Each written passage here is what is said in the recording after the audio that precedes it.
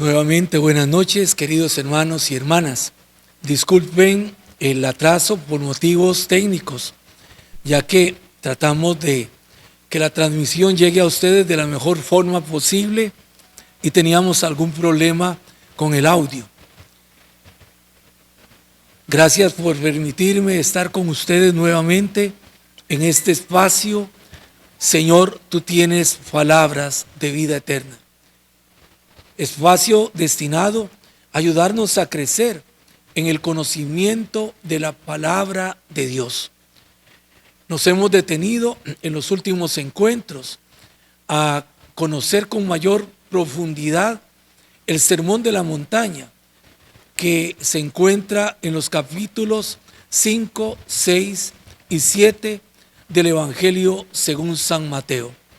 Hoy nos detendremos en el inicio propiamente del sermón que Jesús dirige y que es conocido como el sermón de las bienaventuranzas. Pongámonos en la presencia del Señor e invoquemos la acción de su Espíritu para que a la luz de este Espíritu podamos penetrar en la enseñanza de esta palabra de Dios.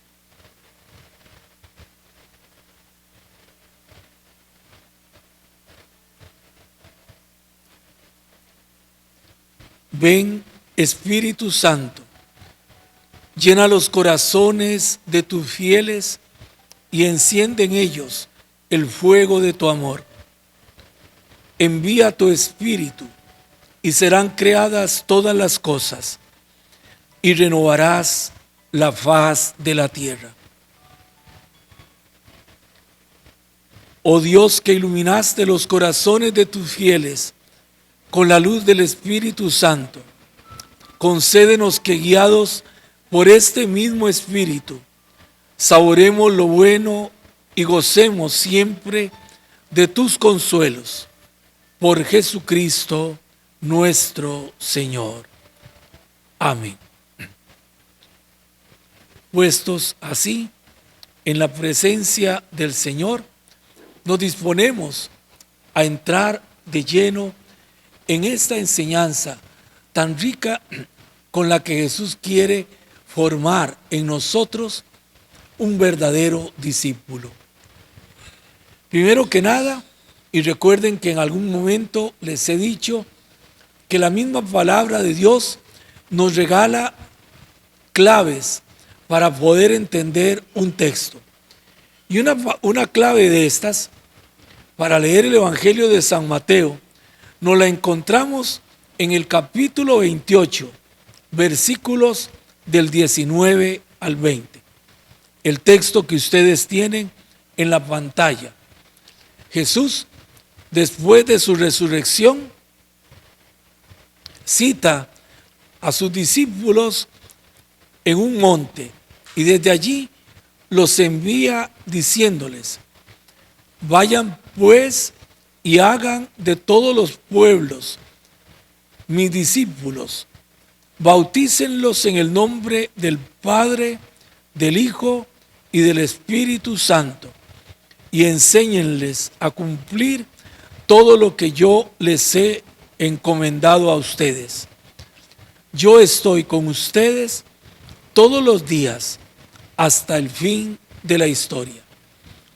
Estos versículos que se insertan al final del texto de San Mateo nos van a regalar una clave para poder leer todo el texto del Evangelio. Nos van a regalar unas pautas que nos van a permitir una correcta interpretación de las enseñanzas que el evangelista nos transmite y en las que hace vivas las enseñanzas mismas de Jesús. En palabras de San Agustín, este texto se lee de esta forma: corran por todas partes llamas santas, llamas bellas, y dense a conocer a las gentes. Lo primero que nos encontramos es que, según el Evangelio de San Mateo, y para poder orar recorriendo sus páginas, debemos sentirnos enviados para ser evangelizados. Es decir, nosotros debemos considerarnos los primeros depositarios de la acción evangelizadora con la que Jesús envía a sus discípulos. Les dice con toda claridad: vayan pues y hagan de todos los pueblos mis discípulos, bautizándolos en el nombre del Padre, del Hijo y del Espíritu Santo. Los envía portadores de una buena noticia que tiene la finalidad de formar en ellos, en aquellos a quienes son enviados, otros discípulos como lo son los que en este momento se están convirtiendo en pregoneros de su palabra.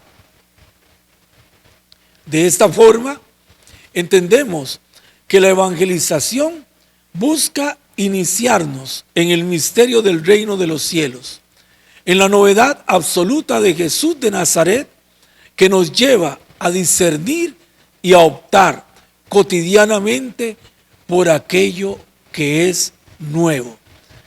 Vayamos teniendo cuenta de todo lo que el texto nos está queriendo indicar. El Evangelio de Mateo nos permite visualizar la doble dinámica que configura la vida del discípulo auténtico. Un movimiento hacia adentro y un movimiento hacia afuera. Hacia adentro, el discípulo estará siempre en condición de hacerse discípulo. El ser discípulo no es algo que pueda tenerse por concluido en ningún momento de la vida. Es un camino permanente, un camino que se va configurando y en el cual él, en el encuentro constante con la palabra, se va haciendo discípulo. En otras palabras, es la tarea de hacerse, de trabajarse a sí mismo como primer destinatario de la palabra del Evangelio, de la buena noticia que le es comunicada. Pero esta palabra no le es dada para que se la dejen para sí mismo, no le es dada para que haga de ella su tesoro personal. Esta palabra le es dada para luego ir a formar nuevos discípulos para Jesús, para poder trabajar a los demás. Es decir, implica una tarea hacia afuera. Esa palabra que recibes, esa palabra que el Señor siembra en tu corazón como una semilla, es palabra que está destinada a que tú la siembres en el corazón de otros, a que la transmitas. En la medida en que te haces discípulo, debes discipular a otros, debes guiarlos hacia Jesús. El discípulo, por una parte, vive la novedad del Evangelio que ha iluminado su vida y como tal se sabe enviado. Vean qué es lo que decía el texto: vayan a todas las gentes, vayan a todo el mundo. El discípulo ha sido tocado por la buena nueva del reino. Recordemos cómo hemos dicho insistentemente que en el capítulo 4 se nos daban algunos principios para poder entrar en esta enseñanza. Y esos principios surgían de la acción sanante de Jesús. Recuerden cómo aquella multitud de gente enferma, de todo tipo de enfermedad, era sanada por Jesús. Y cómo nos dice el texto que después de haber experimentado en su vida la acción salvadora de Dios, siguen a Jesús, van detrás de Él, se ponen en seguimiento. Pero también se trata de aquellos que son discípulos, aquellos que estando a la orilla del lago han sido llamados por Jesús para ser pescadores de hombres. A estos, a quienes de alguna forma la novedad del reino les ha tocado, se sienten enviados a compartir lo que el Señor ha hecho en sus vidas, lo que les ha enseñado, lo que se les ha enseñado a vislumbrar. Segundo, el discípulo ha sido sumergido. Eso significa la palabra bautismo, e iniciado en el estilo de vida de la familia trinitaria. El Señor les ha dicho: vayan, hagan de los pueblos mis discípulos, bautícenlos en el nombre del Padre, del Hijo y del Espíritu Santo. Es decir, sumérjanlos, métanlos dentro de la vida de Dios, insértenlos en el misterio de la vida trinitaria. Y eso implica necesariamente un estilo de vida impregnado por el misterio mismo de Dios en la Santa Trinidad. Este estilo de vida es descrito por Jesús a lo largo de sus enseñanzas. Es lo que Él va a poner de relieve a lo largo del Evangelio en todas las enseñanzas. Por eso, tercero, el discípulo es educado para la puesta en práctica de todas las enseñanzas de Jesús. Lo importante no es aprender, lo importante es hacer.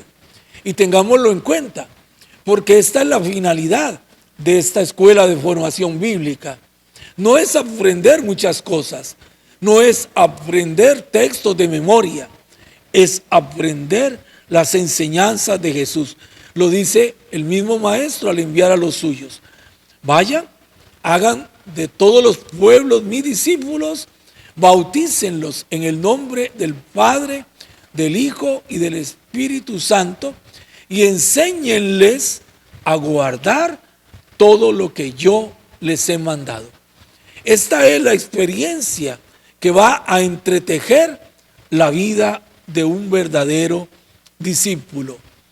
Y a él lo acompañará, a nosotros nos acompañará una certeza, la certeza de saber que el Señor acompañará todos nuestros pasos y hará fecunda la labor de ir plantando la semilla del Evangelio. El Señor les dice: he aquí que yo estoy con ustedes todos los días hasta el fin de este mundo. En este acontecer del reino, gracias a la evangelización, la vida comunitaria y la práctica cristiana en el mundo, el discípulo camina todos los días con la certeza de que el Dios que está con nosotros, el Dios de la historia, que ha hecho alianza nueva y definitiva con nosotros en la plenitud de los tiempos, nos asegura la fidelidad de su presencia, de la presencia de su Hijo resucitado. La palabra de Dios resuena y despliega su poder todos los días con gran actualidad por boca del mismo Señor resucitado, que se hace viva y eficaz en el testimonio y en el anuncio de la palabra que aquellos que han querido y aceptado ser sus discípulos transmiten a otros. Es decir, el discípulo no es enviado a comunicar un mensaje en el que se anuncia a sí mismo. Es llamado a testimoniar lo que Dios en su vida ha hecho en su Hijo muerto y resucitado, y que se vivifica constantemente por la acción del Espíritu Santo. En este sentido, en su palabra se actualiza y cobra vida la palabra misma del Señor. Puesto que el discípulo es el que aprende a poner en práctica los mandatos de Jesús, lo primero que tiene que hacer una persona llamada por el Maestro es tomar contacto con las grandes enseñanzas de Jesús. ¿Cómo voy a ir yo a enseñar algo que yo no he aprendido? Y creo que todos hemos tenido en la vida la experiencia cercana de personas que fueron realmente y que son realmente maestros, quizás iniciando por nuestros padres, por nuestros abuelos, en la sencillez de su vida, nos fueron marcando un rumbo, nos fueron marcando con enseñanzas claves que hoy por hoy, quizás muchos años después, siguen siendo una palabra viva que guía nuestros pasos y que orienta nuestra vida, configurándola de una manera particular. Y al lado de ellos, quizás podemos citar a tantos que han sido verdaderamente maestros en nuestra vida. Y pienso no solamente en aquellos que fueron profesores, sino que pienso también en compañeros, en amigos que a lo largo de nuestro tiempo de estudiante o a lo largo de nuestra vida, en el área académica o en el área más propiamente de nuestra existencia, han estado allí transmitiéndonos una enseñanza. Tomar contacto en ese sentido con las enseñanzas de Jesús es vital, porque eso es lo que va a marcar una diferencia en la vida del verdadero discípulo.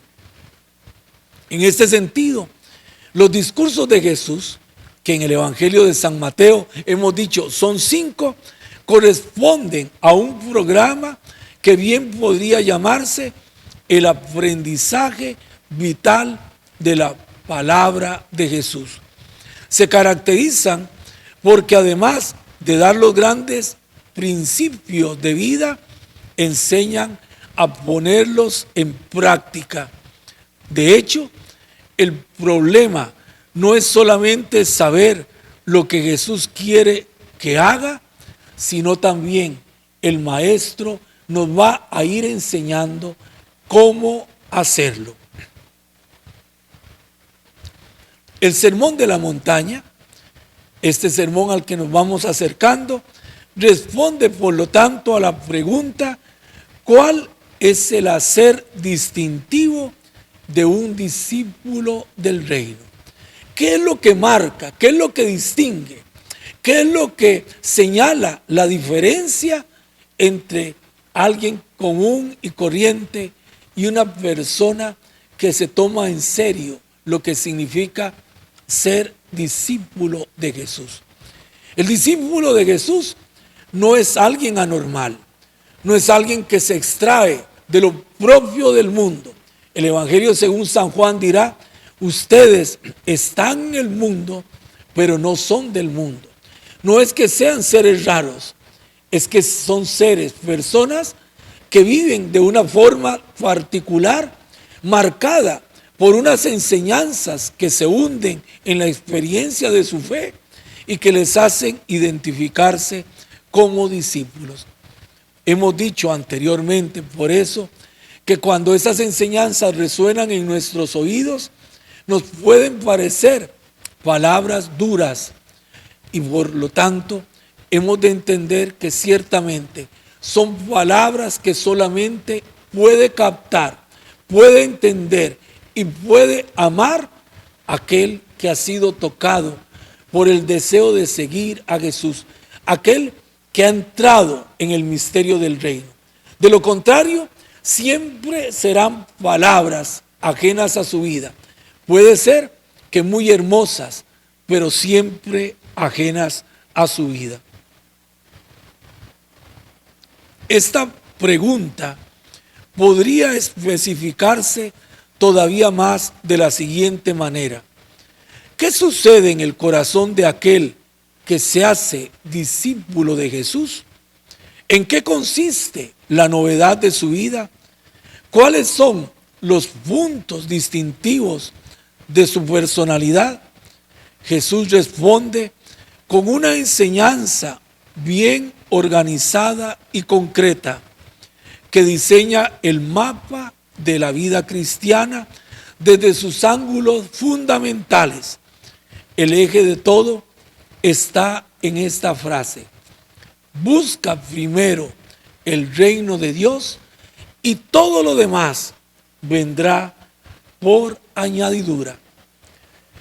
Hagamos un breve recuerdo. Recordemos que la escena en la que estamos ubicados en el capítulo 5 del Evangelio según San Mateo nos detalla dos tipos de destinatarios.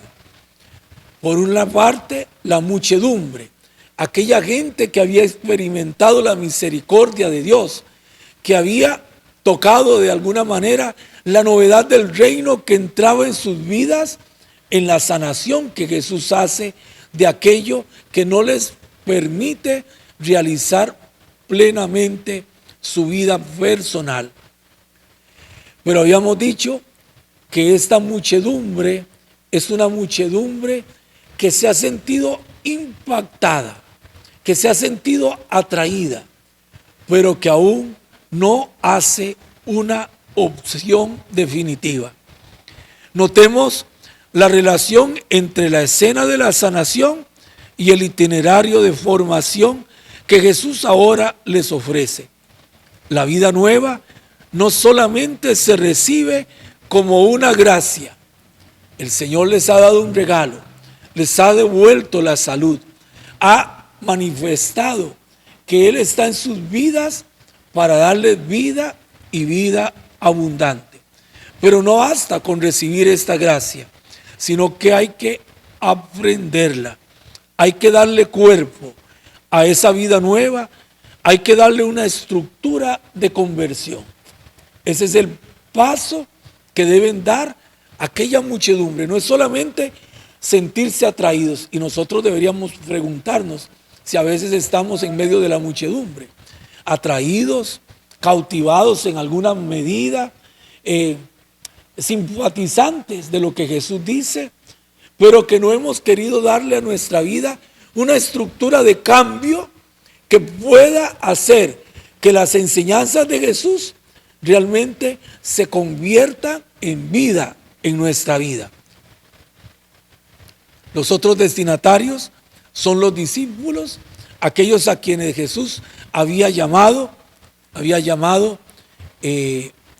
orillas del lago de Galilea y que los había invitado a ser sus seguidores. Recuerden el texto, capítulo 5, versículo 1. Viendo la muchedumbre, el primer destinatario subió al monte, se sentó y sus discípulos se le acercaron. Ahí están los dos destinatarios, la muchedumbre y los discípulos. Los discípulos, como les decía, son aquellos que han dado un paso, han dejado las redes, la barca, pero de igual forma deben aprender a darle consistencia a la vida nueva que han iniciado mediante un camino de conversión permanente. Noten, y esto es importantísimo, son dos tipos de destinatarios que están en puntos diferentes, pero la enseñanza de Jesús, esta enseñanza que estamos a punto de escuchar, es una enseñanza dirigida tanto a la muchedumbre como a los discípulos, y tanto unos como otros son invitados a entrar de lleno en la experiencia de la conversión. La instrucción de Jesús quiere dar forma y consistencia a la existencia discipular. Por eso debemos también nosotros estar constantemente a los pies del Maestro y a la luz de su enseñanza debemos ir aprendiendo a dejar que la acción del Espíritu vaya por esa misma palabra, haciendo de nosotros discípulos suyos. Dos pasos iniciales y los dos indican autoridad. Dice el texto, Jesús subió a la montaña. Lo acabo de leer. Esto parece evocar la subida de Moisés al monte Sinaí para recibir y proclamar la ley de Dios. Aunque estamos ante una enseñanza que no son leyes, sino valores, es un estilo de vida que se transmite. El Evangelio terminará también con Jesús dando su última instrucción desde lo alto del monte de Galilea. Fue el texto con el que comenzamos. Subió a la montaña y les dijo: vayan a todo el mundo y hagan de todos los pueblos mis discípulos. El subir a la montaña también está relacionado con la oración. Jesús subía muchas veces a la montaña para encontrarse con su Padre. Por eso, subir a la montaña es el permanecer constante de Jesús en el corazón del Padre, de donde saca el maravilloso don de las bienaventuranzas.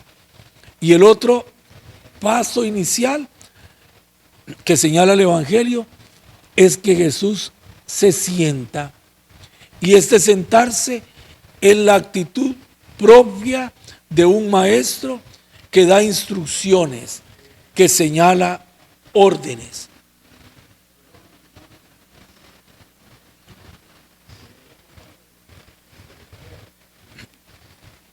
Entonces se da inicio a la enseñanza. En el texto griego, el texto original, leemos literalmente: y habiendo abierto su boca, les enseñaba diciendo. En esta traducción dice: y tomando la palabra, les enseñaba diciendo. Si ustedes tienen en su mano la Biblia abierta en el capítulo 5 de San Mateo, pueden leer de repente con alguna traducción. El texto original dice: y habiendo abierto su boca, les enseñaba diciendo. La expresión abrir la boca equivale a tomar la palabra y nos reenvía a la frase que Jesús dijo al tentador en el capítulo 4, el demonio cuando en el desierto le presenta la primera tentación: manda que estas piedras se conviertan en pan. Y Jesús responde: no solo de pan vive el hombre, sino de toda palabra que sale de la boca de Dios. Vean, aquí Jesús abre la boca. Es la palabra de Dios la que va a ser pronunciada. De la palabra que sale de la boca de Jesús es de aquella de que se alimenta el Evangelio. Este es el alimento que necesita la gente. Los milagros solos no bastan. Hay que explorar la belleza y apropiarse de la riqueza de la vida del reino. Hermanos y hermanas, esto tiene una importancia radical, porque vivimos en un mundo en el que fácilmente se tiene la tendencia a andar buscando en Dios milagros. Buscamos los consuelos de Dios, pero no al Dios de los consuelos. No se trata de buscar milagros, se trata de entrar de lleno en la riqueza de este alimento que nos hace explorar la belleza y la riqueza que encierra el reino de Dios. Quisiera, si ustedes tienen el Nuevo Testamento, la Biblia en sus manos, que pusiéramos entonces atención al texto en el que vamos a adentrarnos. Jesús, tomando la palabra, les enseñaba diciendo: bienaventurados los pobres de espíritu, porque de ellos es el reino de los cielos. Bienaventurados los mansos, porque ellos poseerán en herencia la tierra. Bienaventurados los que lloran, porque ellos serán consolados. Bienaventurados los que tienen hambre y sed de justicia, porque ellos serán saciados. Bienaventurados los misericordiosos, porque ellos alcanzarán misericordia. Bienaventurados los limpios de corazón, porque ellos verán a Dios. Bienaventurados los que trabajan por la paz, porque ellos serán llamados hijos de Dios. Bienaventurados los perseguidos por causa de la justicia, porque de ellos es el reino de los cielos. Bienaventurados serán ustedes cuando les injurien, les persigan y digan con mentira toda clase de mal contra ustedes por mi causa. Alégrense y regocíjense, porque su recompensa será grande en los cielos. Pues de la misma manera persiguieron a los profetas anteriores a ustedes. Retengamos en nuestro corazón esta enseñanza de Jesús. Las bienaventuranzas tienen una estructura. Son 8, porque la última bienaventuranza es un agregado a la octava. La estructura es muy simple. Cada una de estas bienaventuranzas nos permitiría identificar 3 elementos. Primero, la declaración. Bienaventurados. Esta declaración será repetida siempre al comienzo. Segundo, la situación o la actitud que sirve de base para esta experiencia. Bienaventurados. ¿Quiénes? Los pobres. ¿Quiénes? Los mansos. ¿Por qué?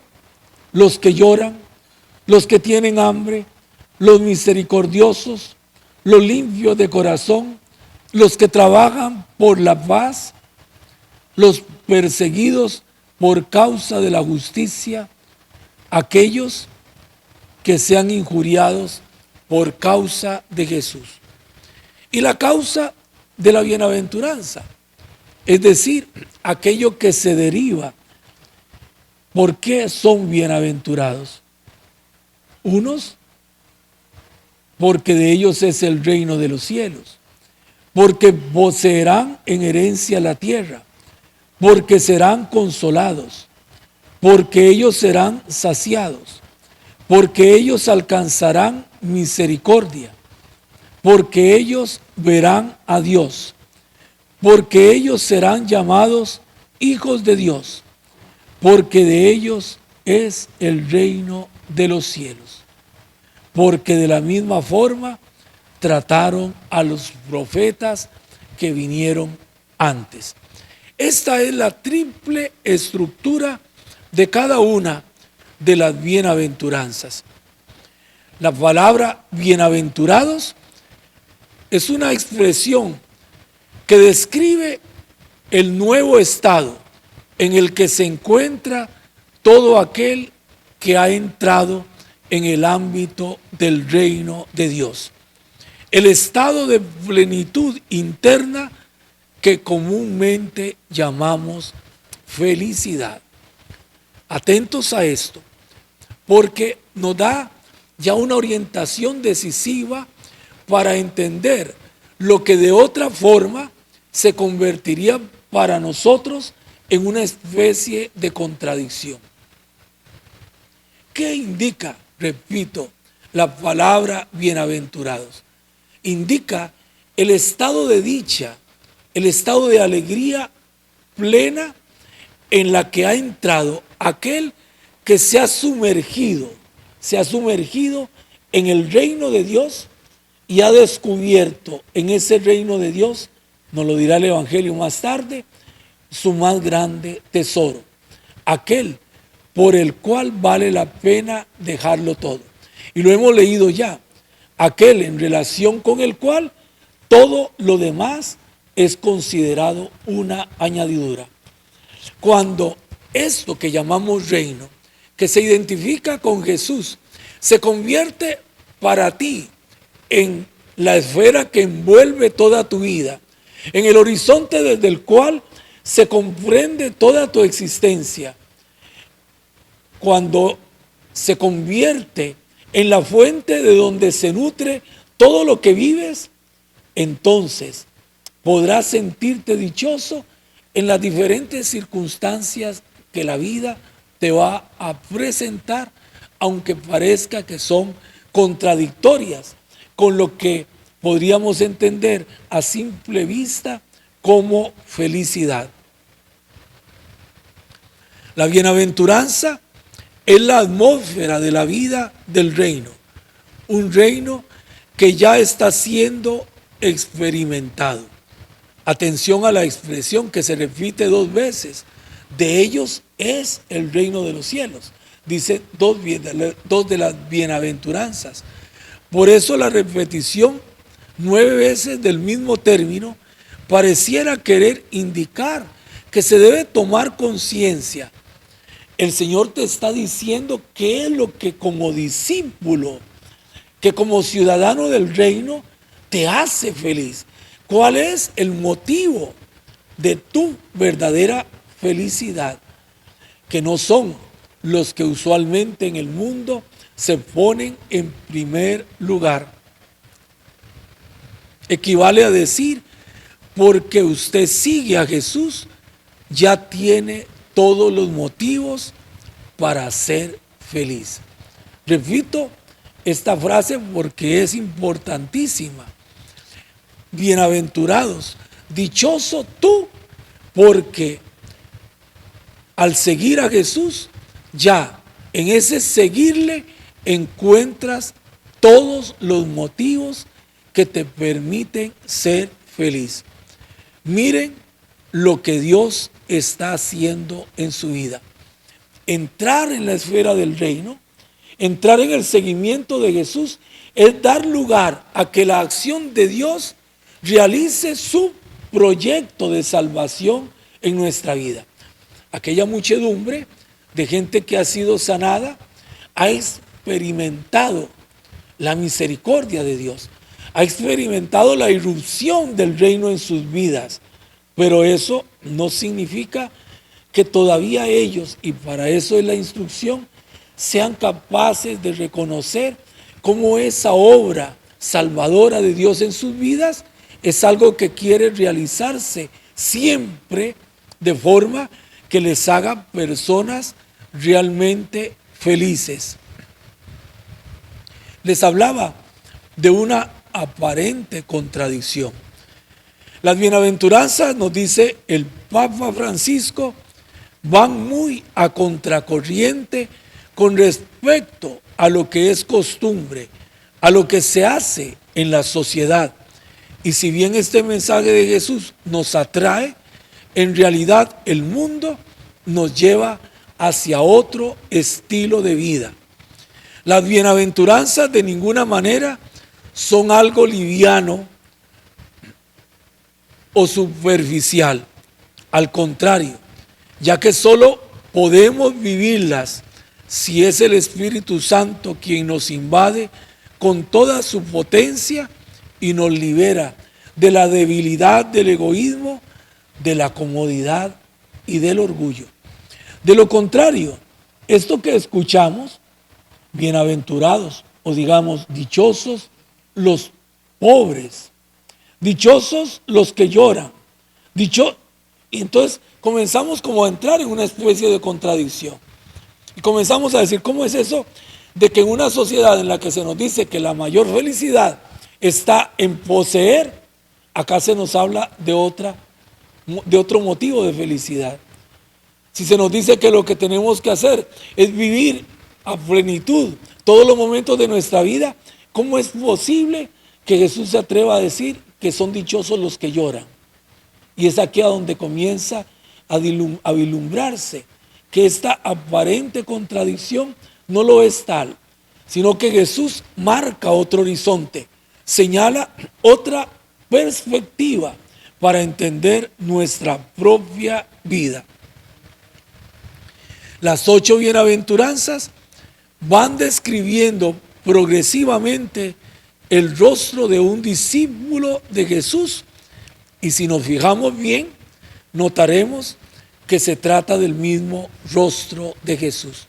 Es decir, el discípulo quiere parecerse a su maestro, quiere reflejar en su rostro el rostro del maestro. Pues las bienaventuranzas lo que hacen es justamente la descripción de este rostro, que es el rostro de Jesús, pero que se convierte en el rostro del discípulo de Jesús. Yo quisiera, hermanos y hermanas, ahora por la brevedad de tiempo, no voy quizás a detenerme, sino tal vez brevemente, muy brevísimamente, pero quisiera invitarles a que ustedes pudieran buscar una exhortación apostólica del Papa Francisco, titulada Gaudete et Exsultate. Es un documento, una exhortación apostólica sobre la santidad de la vida del cristiano. El Papa la hizo pública el 19 de marzo del 2018. Ustedes pueden buscarla por internet. Hay toda una sección a partir del número 70, creo, aproximadamente, en que el Papa describe el estilo de santidad al que somos llamados todos, justamente haciendo alusión a las bienaventuranzas. Yo voy a asomar algunos textos, pero no creo que me dé tiempo de poderlos leer todos. Pero los invito, como buenos católicos, a que también ustedes se sientan atraídos hacia la riqueza del magisterio de la Iglesia. Esta enseñanza que constantemente la Iglesia pone en nuestras manos y a través de la cual vivifica, explicita y nos hace encontrar una mayor riqueza de aquello que ya en la palabra de Dios se nos ha dicho. La primera bienaventuranza, capítulo 5, versículo 3. Bienaventurados los pobres de espíritu, porque de ellos es el reino de los cielos. La pobreza de espíritu indica, oigan bien, la apertura total a Dios y a los hermanos. En ese sentido, el rico en espíritu es el autosuficiente, el orgulloso, aquel que no siente necesidad de nada ni de nadie.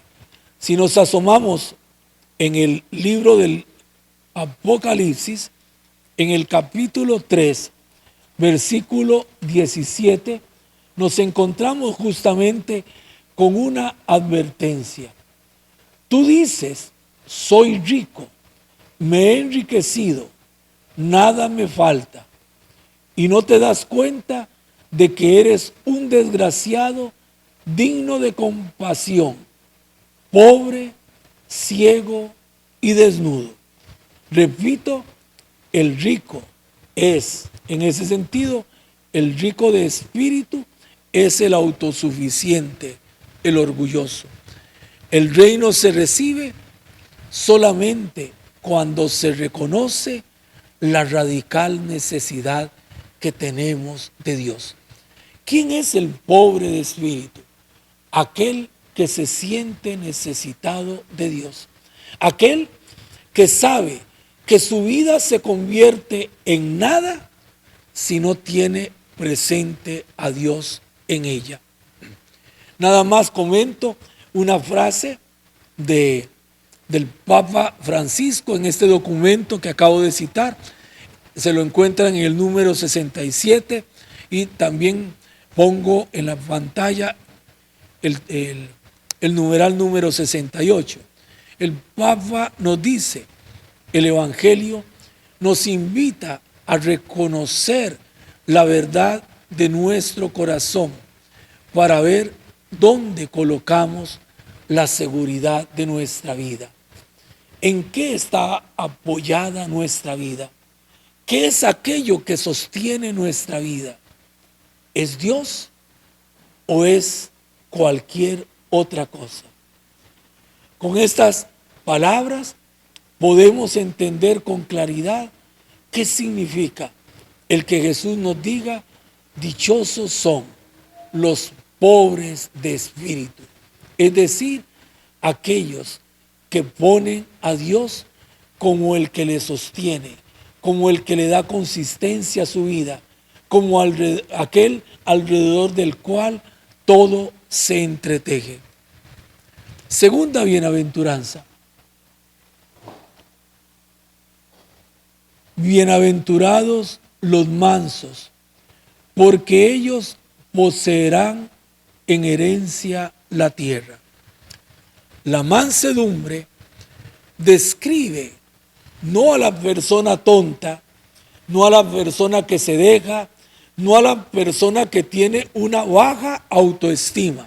No, describe a la persona que ejerce el control de sí misma en sus emociones y en sus impulsos, que no pretende dominar ni controlar a los otros. Es la persona, dicho de una forma sencilla, que sabe convivir, que sabe estructurar un tejido de relaciones con los demás que verdaderamente se puedan llamar humanas, porque lejos de andar buscando el dominio, el control sobre la vida de los demás, simple y sencillamente encuentra su razón de ser en el arte de convivir. En esta bienaventuranza, el Papa Francisco comenta en el número 74 de la exhortación apostólica: la mansedumbre es otra expresión de la pobreza interior de quien deposita su confianza solamente en Dios.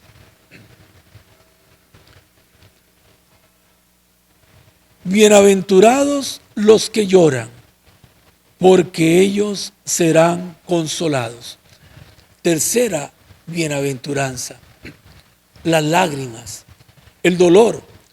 Se refiere al estado de una persona en proceso de duelo por su propia desgracia o la de otros. La persona afligida, la persona herida en su corazón, la persona que sufre, que generalmente vive en medio de las rupturas de una relación, por la muerte, por el pecado. De alguna manera, esta bienaventuranza nos habla también, nos refiere a la pobreza, porque en ella hay un vacío que pide ser llenado. ¿Y cuál es el motivo? El motivo de esta bienaventuranza. ¿O por qué? ¿Por qué los que sufren, los que lloran, pueden ser llamados bienaventurados? No es en razón de su dolor, sino en razón de que el vacío que el dolor provoca, o mejor dicho aún, el dolor que por el vacío en la vida se provoca, Dios lo va a llenar de consuelo. En relación con esta bienaventuranza, el Papa nos dice: la persona que ve las cosas como son realmente se deja traspasar por el dolor y llora en su corazón. Es capaz de tocar las profundidades de la vida y de ser auténticamente feliz. Esa persona es consolada, pero con el consuelo que viene de Jesús. Hermosísimas palabras del Papa que nos hacen percibir que el dolor no es lo definitivo en la vida, porque también en el dolor, aquel que ha entrado en la esfera del reino encuentra la posibilidad de ser consolado. Bienaventurados los que tienen hambre y sed de justicia. El hambre y la sed son dos necesidades básicas del ser humano que no admiten dilación para la solución. Es decir, cuando uno tiene hambre, cuando tiene sed, es ya. No es más tarde ni el día siguiente. Esta búsqueda compulsiva de lo esencial para vivir se traslada a la esfera de las relaciones. Por lo tanto, esta bienaventuranza, cuando nos dice dichosos, bienaventurados los que tienen hambre y sed de justicia, nos está hablando de aquellos que sienten la necesidad de recomponer, de reestructurar, de recrear las relaciones deterioradas tantas veces entre las personas. Es decir, poner en práctica la justicia. Tal justicia, dice el Papa, empieza por hacerse realidad en la vida de cada uno, siendo justo en sus propias decisiones, y luego se expresa buscando la justicia para con los pobres y los débiles. Bienaventurados los misericordiosos. La misericordia en el Evangelio según San Mateo está casi siempre asociada al perdón, pero hay un punto de vista más amplio. Donde quiera que alguien sufra, hay algo que reconstruir mediante una acogida efectiva, mediante un abrazo sincero, a través del abrirle un espacio en nuestro corazón, y en lo cual el tejido social deteriorado puede encontrar sanación. La misericordia, nos dice el Papa, tiene dos aspectos: es dar, ayudar, servir a los otros, y también es perdonar, es comprender. Por eso Mateo lo resume todo en una regla de oro: todo lo que quieran que la gente haga con ustedes, háganlo ustedes con los demás. Bienaventurados los limpios de corazón. La pureza de corazón no se refiere a una especie de inocencia que a veces pareciera ser muy evidente en algunas personas, sino que se trata de un estado de limpieza interior en que se encuentra todo aquel que ha sido purificado por el sacrificio redentor de Jesús. En un corazón puro, las motivaciones son distintas a las de los demás. No hay codicia, no se guarda rencor, se valora objetivamente y solo se desea el bien de los demás. Esta bienaventuranza, dice el Papa, se refiere a quienes tienen un corazón sencillo, puro, sin suciedad, porque un corazón que sabe amar no deja entrar en su vida lo que atenta contra ese amor, ni aquello que lo pone en riesgo. Bienaventurados los que trabajan por la paz.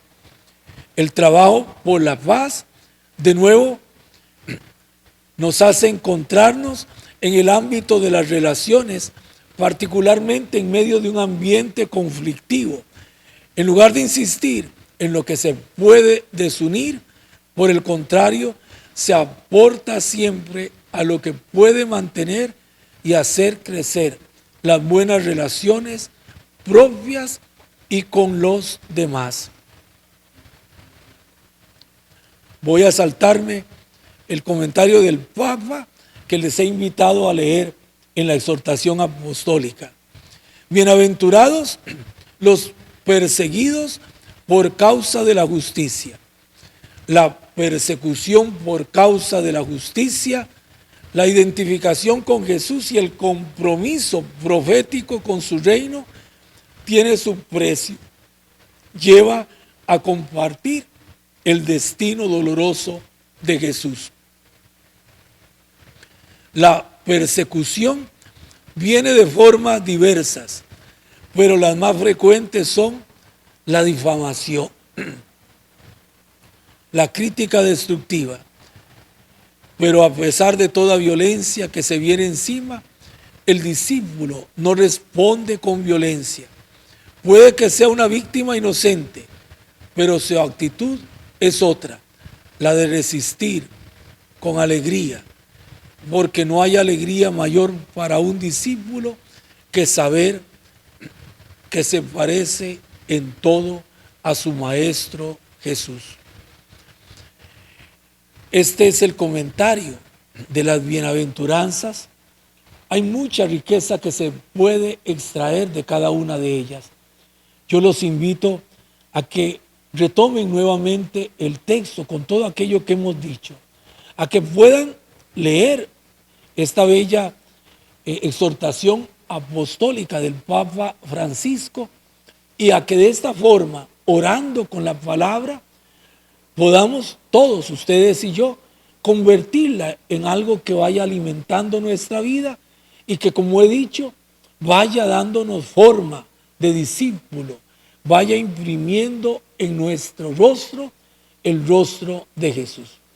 No quiero cerrar este momento con ustedes y perdonen el abuso del tiempo sin responder a una pregunta que un estimable amigo nos hace. Buenas noches, padre.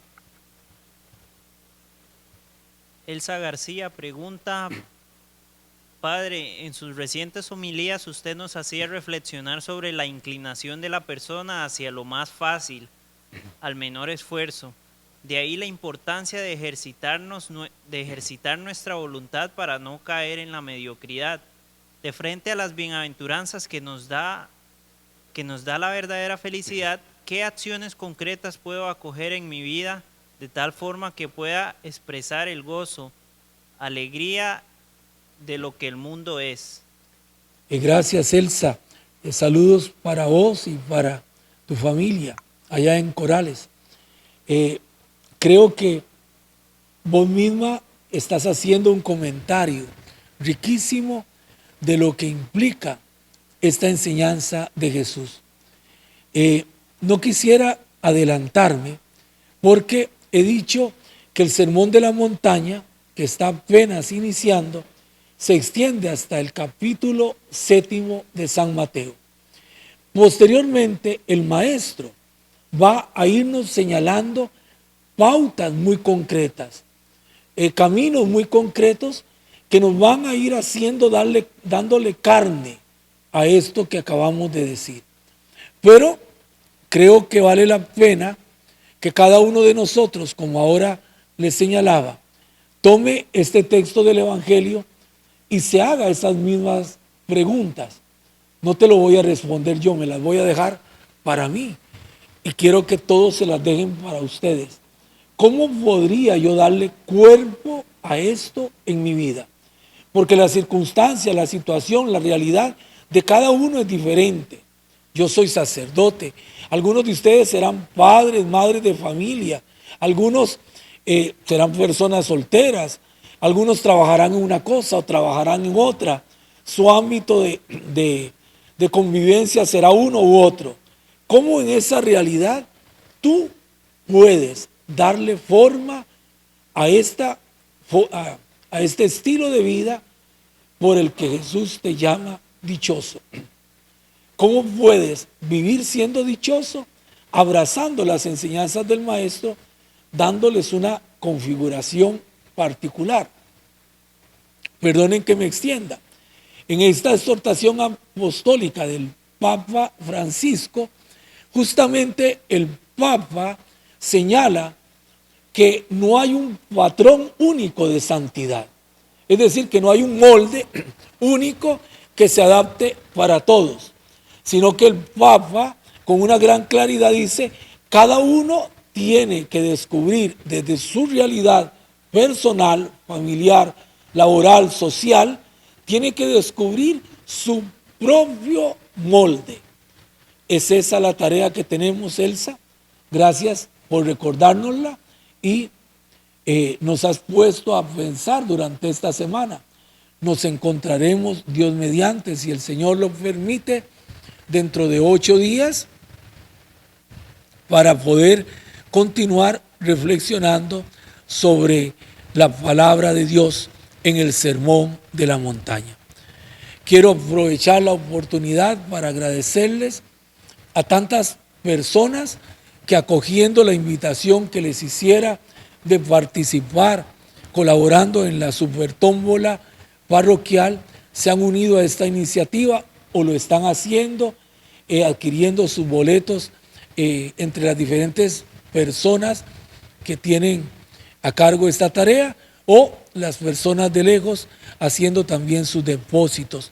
Que Dios les bendiga y les recompense su generosidad con muchísimo más.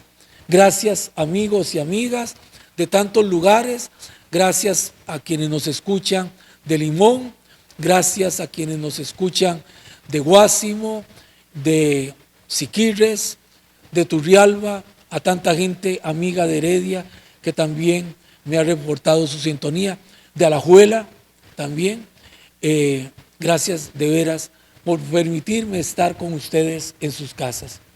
Gloria al Padre, al Hijo y al Espíritu Santo, como era en el principio, ahora y siempre, por los siglos de los siglos. Amén.